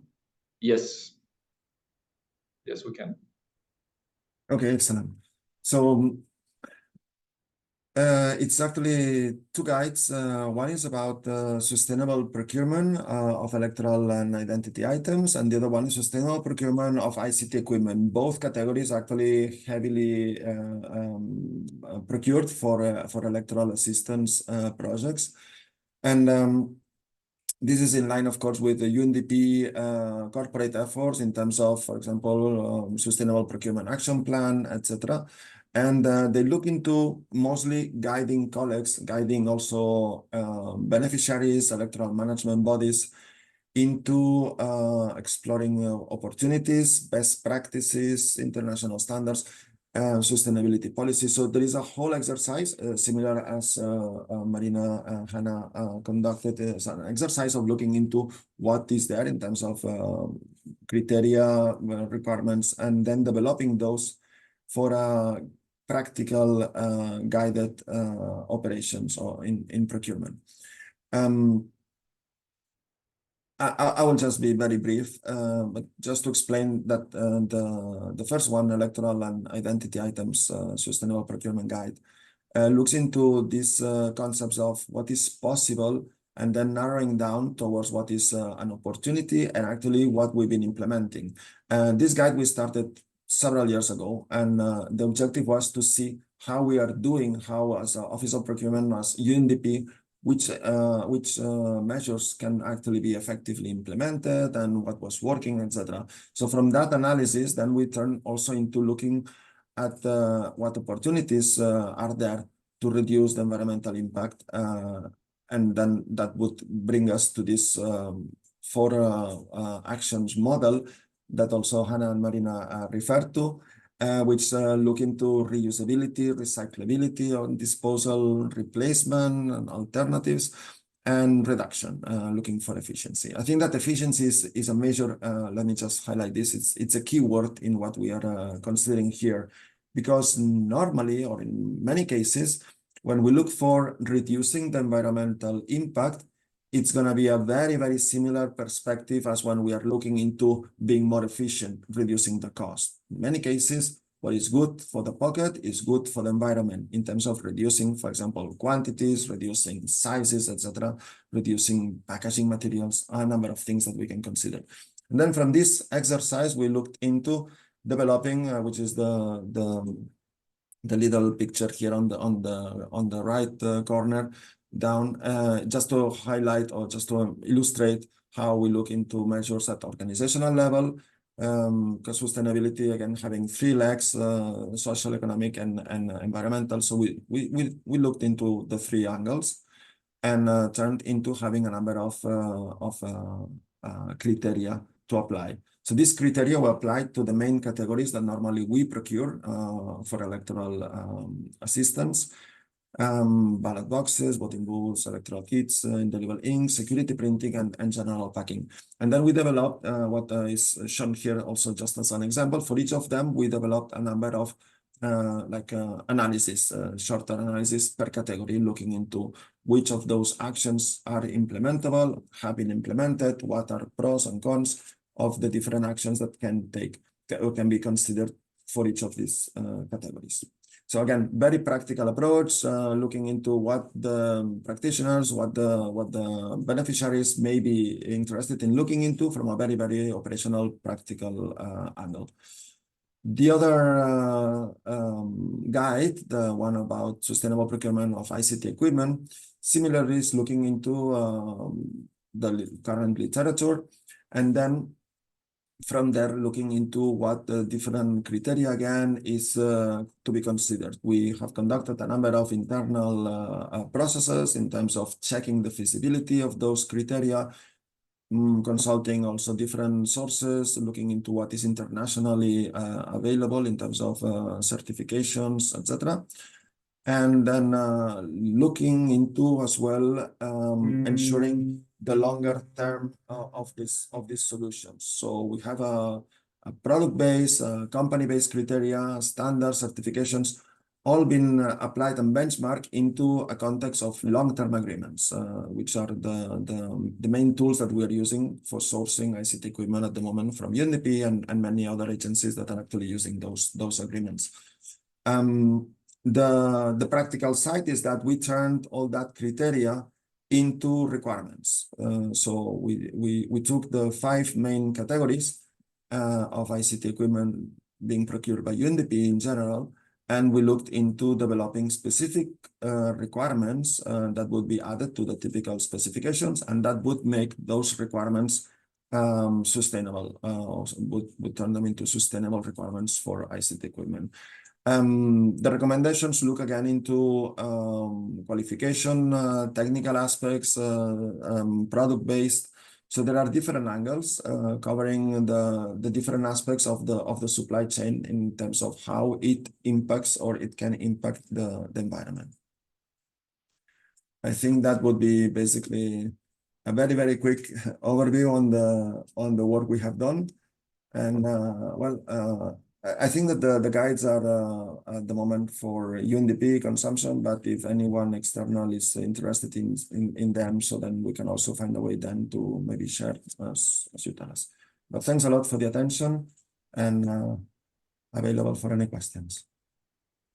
Thank you very much, Victor. Yeah, please do stay up with us. We'll have Q&A at the end. Thank you very much for the presentation. Thank you very much for being brief and allowing us to recapture our agenda timing almost perfectly. I would just add that, you know, in many of these procurement issues, you know, that some of these, they have a knock-on effect. You know, obviously, if the funding arrives late, we are forced to use, you know, air transport often, which contributes more to the carbon emissions than if we had more liberty to use ground transport and otherwise think about these things. So anyway, just to say that we do need to think about this holistically and across the board between us and EMBs, donors, and everybody else.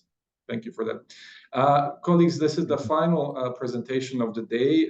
It's going to be recorded because our presenter, Yvonne Goody, is based in Fiji, and it is really, I believe, middle of the night there. It is also a presentation about something that is not yet available. Those of you who are familiar with the Bridge training platform, you'll know what I'm talking about. Those of you who are not, Bridge is one of the largest platforms when it comes to capacity building of election management bodies and others that's employed by many EMBs and electoral assistance providers. And so Bridge is already developed, but it's not yet fully approved and online, a module on this very topic. As mentioned, the lead developer is Yvonne Goody, who some of you may know. She's been involved with the Bridge since the very inception. She's one of the most senior trainers who has also developed numerous modules for Bridge and facilitated more than 50 workshops. So I would like to invite you to listen to this, bearing in mind it will be online in hopefully a few weeks, maybe a couple of months, and available for you to use. Dalia, play the video, please. Thank you.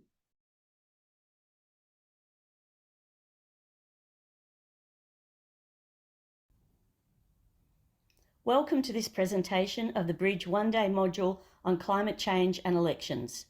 This presentation introduces a unique addition to the Bridge curriculum that explores electoral processes and the global climate crisis. This presentation covers a quick overview of Bridge and the development of the new climate change and elections module, and apologies if you're already familiar with the Bridge project, and an overview of the new module's objectives, methodology, agenda, and contents.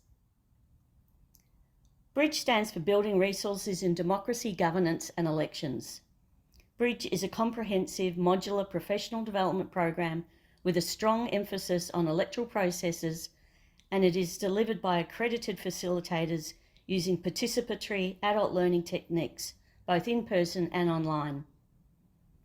The Bridge initiative is a collaborative partnership between the Australian Electoral Commission, United Nations Electoral Assistance Division, United Nations Development Programme, International Foundation for Electoral Systems, International Institute for Democracy and Electoral Assistance. Since 1999, when the first module was piloted in Timor-Leste, Bridge has grown into a globally recognised curriculum. Over the past 2 decades, it has been used in more than 100 countries, training thousands of electoral professionals. Bridge aims to strengthen electoral integrity by building the capacity, professionalism, and confidence of electoral stakeholders through education and collaboration. It fosters a shared understanding of electoral systems, promotes continuous learning and knowledge exchange, and advances democratic values and best practices to support credible, inclusive, and sustainable democratic processes worldwide. The methodology promotes local ownership and capacity development, creating space for inclusive dialogue and peer-to-peer learning. It is intentionally non-prescriptive, supportive and participatory in nature, while valuing diversity and fostering learner responsibility throughout the process. Bridge modules are relevant for all electoral stakeholders, from electoral management bodies, EMBs, civil society to political actors and donors. The Bridge curriculum covers all elements of the electoral process, including foundational modules, modules on electoral architecture, electoral administration, and participation of electoral stakeholders. It is constantly evolving, with new modules like the Climate Change and Elections module added to reflect emerging global priorities. The Climate Change and Elections module, developed by UNDP, is inspired by and draws upon the Elections for People and Planet publication. It includes 6 sections. While the module is designed for one-day delivery, it offers a rich range of content that facilitators can expand and adapt. With its depth and flexibility, the material can easily support a 2-day workshop format, should this be preferred. By the end of the module, participants will have a better understanding of key climate change concepts and how they relate to elections, explore mitigation and adaptation strategies in electoral processes, identify ways to reduce the environmental footprint of elections. The module begins with a short video, Climate Change and Elections Overview by Hannah Roberts. This 5-minute video provides a powerful foundation for understanding the intersection of climate and elections.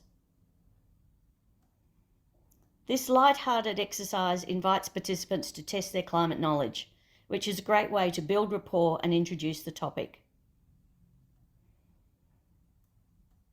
A key reflection question participants return to throughout the module is, how are you advancing climate-informed electoral practice, and what supports or hinders you in your context?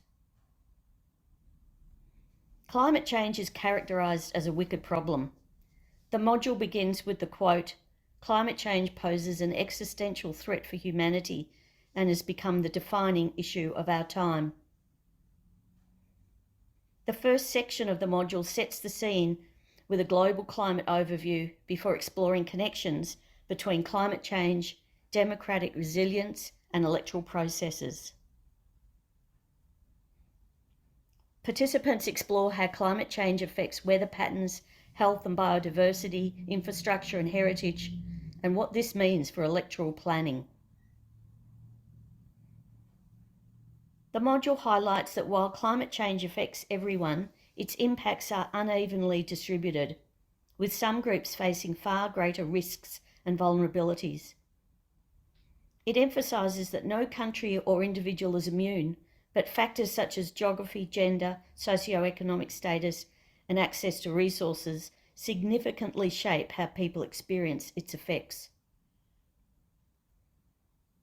Internally displaced persons are especially at risk, and climate-related displacement poses unique challenges to electoral inclusion. Women are often more vulnerable to climate impacts due to existing inequalities, yet they are key actors in resilience and adaptation efforts. The module introduces key frameworks such as the United Nations Framework Convention on Climate Change, as well as regional and national climate strategies relevant to EMBs. Throughout the module, participants are continually reminded of the core principles that underpin the work of EMBs and uphold electoral integrity, and how these principles can be applied to strengthen climate-resilient electoral processes. A key question throughout the module is, how can an EMB function effectively and fairly while reducing environmental harm and safeguarding resources for future generations? Clear definitions and practical applications of adaptation and mitigation approaches are explored within the electoral context. Participants explore how EMBs can lead through mitigation, that is reducing emissions, and adaptation, that is responding to impacts. The module uses the electoral cycle approach to frame climate risks and mitigation, adaptation opportunities throughout each electoral phase. Practical tips are shared for reducing the environmental impact across each phase, from voter registration to post-election reviews. The module includes an activity where participants explore the environmental challenge and opportunities for EMBs, including developing an EMB environmental policy. This section explores the environmental impact of electoral materials such as ink, paper, packaging, plastic, through engaging small group exercises. Real-world examples from International IDEA and others help participants learn from each other's EMB's responses to climate-related electoral disruptions. The final activity challenges participants to apply their learning to practical planning. Options include drafting a green policy, creating a scorecard, stakeholder mapping, scenario planning for climate disruptions. Participants finish by writing one personal action they will take to reduce the environmental footprint of their electoral work. UND Pacific Office aims to pilot this module in Tuvalu in August this year. We see this as a vital opportunity to test, refine and adapt the module for future use in the region and in other regions. Thank you for listening. If you have any questions about the module, please contact Aleida.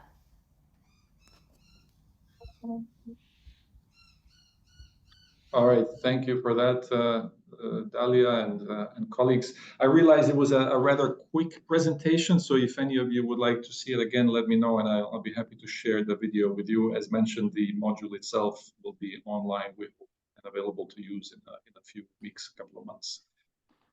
Once again, thank you to the colleagues in our South Pacific office who made part of this, for developing this, but also helping Hannah and Marina in their research. The office led by Daniel Hinchcliffe, who I think was with us up until a moment ago online, as well as I should say many thanks to the colleagues in the Africa office, our regional advisor Robert Gerenge, and the Africa Fund funded by Germany, who helped the research portion in Africa. All right, colleagues, we have about 10-11 minutes for any questions.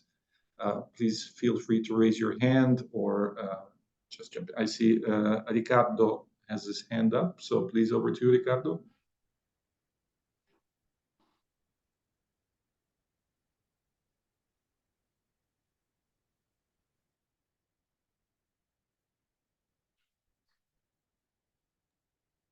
Ricardo, you're still muted.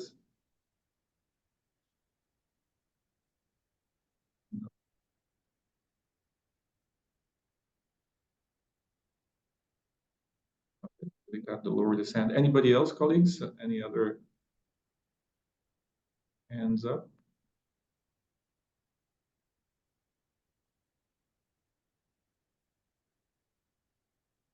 No.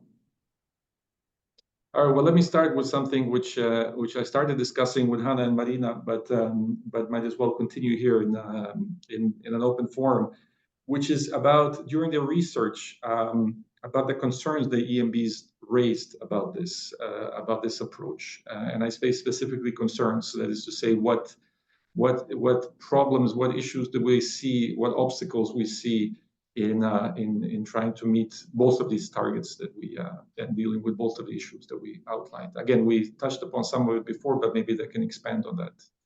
That's okay to put you on the spot, Hannah and Marina. Thank you, Dan.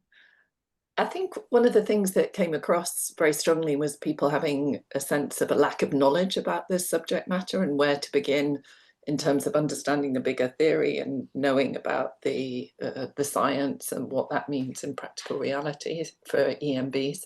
And then also feeling a bit hesitant about what to develop, what to test especially given that this is quite embryonic within our election world, so things haven't necessarily been tried and tested elsewhere, which is again why it's so important to have this community of practice. And we hope that the guide serves as a first step in this, as bringing together some of the case studies, but also enables, we hope, people to collaborate more and to see and learn from initiatives that people are doing in different parts of the world. Another challenge I think that came up was also working with stakeholders. If in some countries, if it might be a contentious subject to be looking at climate change and caution around touching that. So again, we would go back to the principles that we talked about earlier, the tips, in terms of having an evidence basis, going back to broader government policies and international data and policies that there are, so that it's an EMB's work can be framed within a bigger picture and working in collaboration with stakeholders, including a broader range, such as mentioned, people at risk of the impact of climate change and environmental organisations. And Marina, perhaps you want to say a few words about procurement. Sure. I think some of the concerns also came up is the question of unavailability of the kind of requirements that may be put in. So the supplier wouldn't be able to provide that, or might not be possible for other reasons. And I think with that, sometimes kind of the conversations around starting to ask the questions might actually start alleviating some of those challenges, because suppliers might start actually offering because they've been asked, as opposed to have it ready for the question. And I think some of the common challenges that is in the election universe, but also broader, if that helps people feel a bit better about it, is just also understanding kind of commercially how this might work. So sometimes there's a concern that commercially it might become more expensive, but actually sometimes breaking it down and looking at the specifics, some of the recommendations that we had put in the paper, we're trying to address that. Commerciality does not always have to suffer. It doesn't have to always be more expensive, but it does require a different way of approaching things and thinking about it. But that concern generally is shared across, and it's going to be a bit of a journey also, as some of the solutions do become kind of with more of an economies of scale position as the traditional ways are. Thanks, Marina. Actually, on that last point, and again, sorry to put you on the spot maybe on this, but on the fun, on the how expensive this could be or not, there's always a layman's I think initial reaction is something more green. It's more expensive usually. So in terms of especially considering the reduced budget, so across the board for EMBs, for electoral assistance and so on. Are there any immediate comments on that in general? I mean, is there any areas that this could be maybe easier done than in others? Is there any ways, even maybe where things could be cheaper by doing it greener? Or what would be your advice, let's say, on the issue of funding? Yeah, I think generally there's always going to be opportunities. Maybe some specific examples to share. Renewable energy, that's something that at a certain point probably was more expensive across the world, but the cost of the renewable energy per kilowatt has gone down dramatically. And in some parts of the world, that actually is significantly cheaper than non-renewable energy. In some cases, actually having own solar panels, or maybe sort of community solar panels or regional solar panel farms, plugging into something like that might require an initial outlay. And perhaps that's where some of the funders and some of the programs have also been created that can support that. But over time, actually, it becomes not just cheaper, but sometimes even free. And there's kind of trade-off agreements where you could actually put your excess energy into the community, and therefore kind of there's a bit of a balance. So that's one of the commercial examples that has been seen across the world. Of course, there will be variances in different regions, but generally as a rule of thumb, that's not out of reach at all. And I think one of the important ones people tend to forget is actually not buying something can be green, still very functional, and much more simple, sort of across different parameters. And that might just mean when there's a bit more of a better planning, let's just say, more foreseen activities, you don't have as much waste that doesn't end up getting used. We didn't spend money on that. We don't have to now deal with it or dispose of that. Maybe buying things differently and buying them locally. So actually there is sort of social benefit in addition to that. Means perhaps next election cycle or next election also might mean the sort of overall cost saving, sharing, and perhaps, something that can be reused. Perhaps that's a furniture, or maybe some of the setup, sort of the infrastructure or the event equipment for sites shared between different electoral activities. so everybody does not have to buy their own. So anything that actually eliminates the additional materials just because we're used to buying them, or because we're used to giving merchandising gifts, or because we're used to giving single-use bottles, we don't always have to have the same volume just replaced by a green alternative. So actually switching to that mind, like what can I eliminate? So it simplifies things, but it still delivers the function, is the greenest and the cheapest way very often to achieve there. Yeah, indeed. Yeah, thanks for that. And I see there's still, we have a few colleagues from EMBs online if they would like to jump in. One general question we have is, as mentioned, EMBs can do a lot, and they're our primary partners and targets of this, but not the only ones.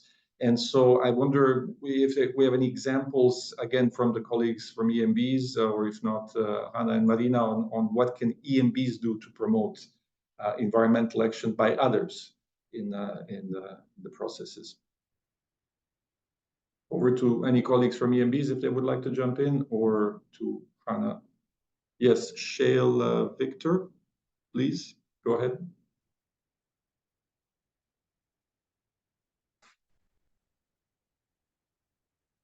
Or not, the hand went down. All right. Hannah, Marina, over to you. So I think what we heard during the research was the value of trying to have a collaborative approach to making changes, so working with stakeholders so that people are on board for the changes that are happening, either through necessity, because an EMB is needing to adapt to the environmental changes that are happening, or to reduce the environmental footprint.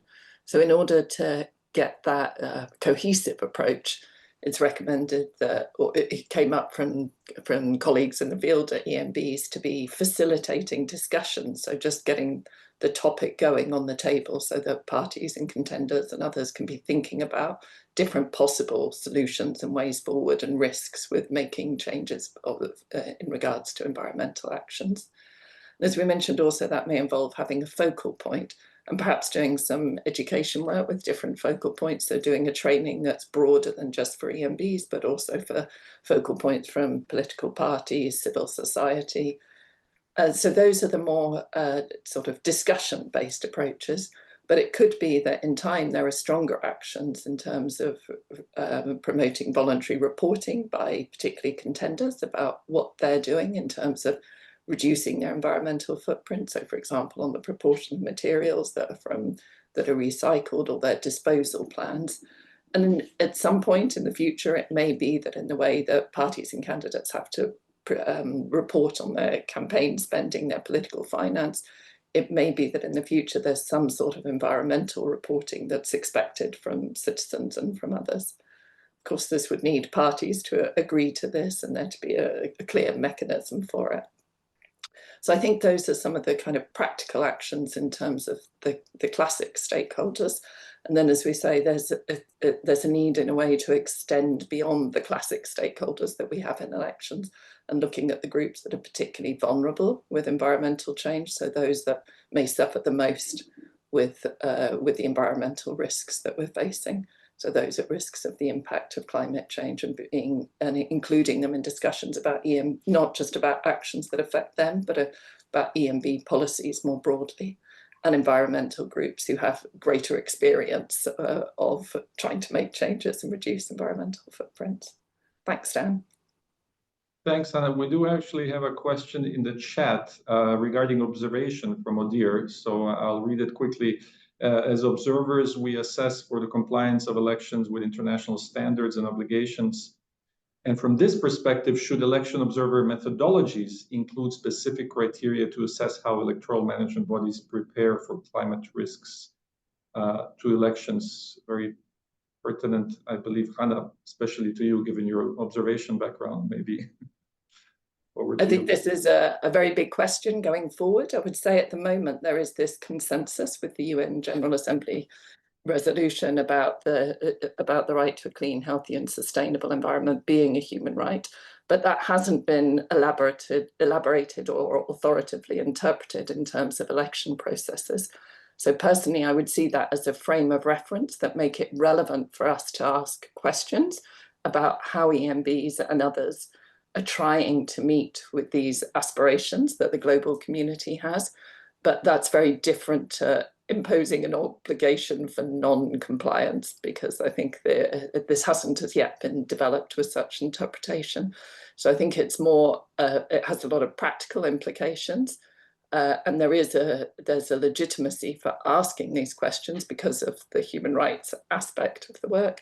But that, as I say, is very different to an obligation. It's a starting point. And also, I think, to be able to show to EMBs a recognition of the challenges that they face in terms of trying to reduce footprints and the increased challenges from climate change, and what EMBs may need in order to be able to make the changes they need to serve the populations they need.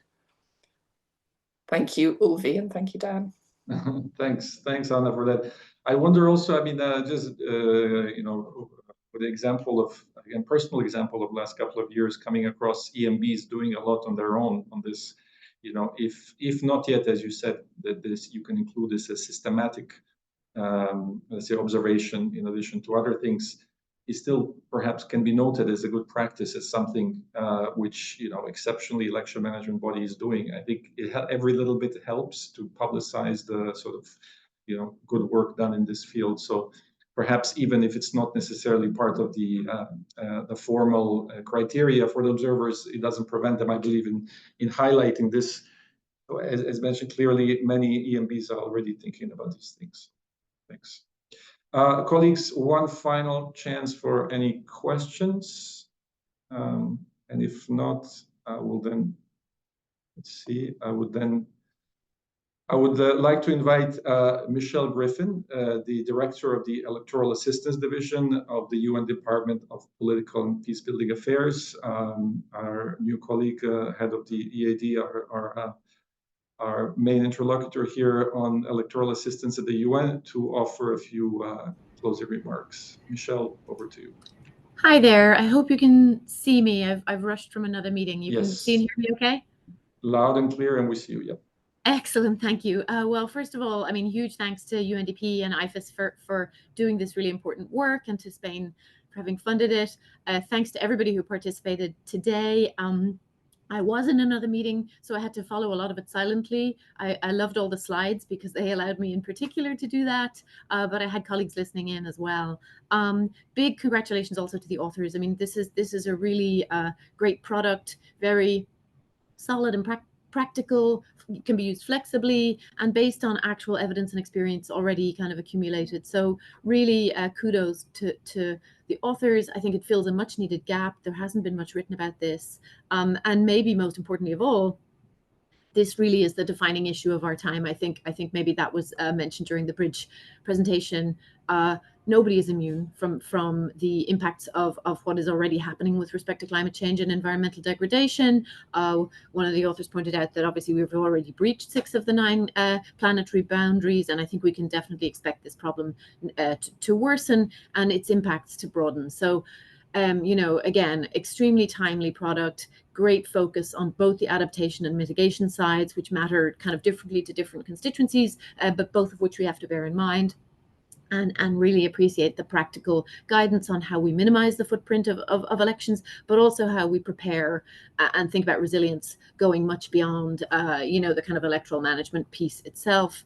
I think the guide gives EMBs and others lots of great ideas while kind of sticking to and upholding our core principles of trust, transparency, and electoral integrity. I really liked that discussion at the end about whether, in fact, our principles now start to include that kind of human right, and whether the normative environment is changing. Having spent the last 5 years of my life on kind of trying to shape and push that normative environment, and having been a bit involved in the General Assembly resolution on the human right to a clean, safe environment, I really think that that's a great kind of area to continue to pursue. And it's really great to see that EMBs are already thinking about this. Thank you to South Africa in particular. We can learn a lot from what you've already done. And as Dan mentioned, there are others already thinking about this. But obviously, you know, we all can see that EMBs can't do this alone. We need a big range of electoral stakeholders, political leaders, institutional actors to do their part to both put in place the kind of expertise, the tools, and the legal and administrative framework, and kind of to exercise the political will and leadership. So certainly I think from the kind of UN and EAD side, you can count on us to really be pushing on that side, as we have already been doing. Finally, you know, really appreciate the process of developing this guideline, this guidance. It was very consultative, brought in diverse perspectives, and as I already said, the focus on kind of practical solutions is extremely appreciated. Lots more work to do, as came out in the discussion. I think the community of practice is a great idea, an opportunity to kind of sustain the momentum and share experiences. And just to conclude, you know, as many already said during the discussion, this issue is not going away.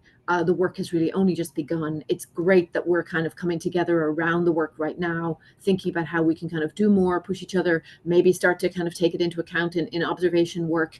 The issues that elections will face in the future actually go well beyond, I think, what this guide has covered. So there's lots more work to do, you know, even to existential questions about how people will exercise their democratic rights in the face of large scale displacement and possibly even the disappearance of entire territories, countries, at least physically. And what does that do to issues around citizenship and participation? These are things that I've actually, in my previous life, you know, I tried to kind of push our UN membership to start thinking about, and you know, we can see some of that activity beginning to take place in the courts around the world. So lots to watch in this space, and it's great that this conversation has really gotten off now with this guide. Well done again, UNDP IFES, and especially to the authors themselves. And thank you so much. Thank you, Michelle. Thank you very much for this energetic call to action, and we hope that, as I said, this is just the beginning of a long process. Colleagues, thank you so much for staying with us, especially those that are in faraway places.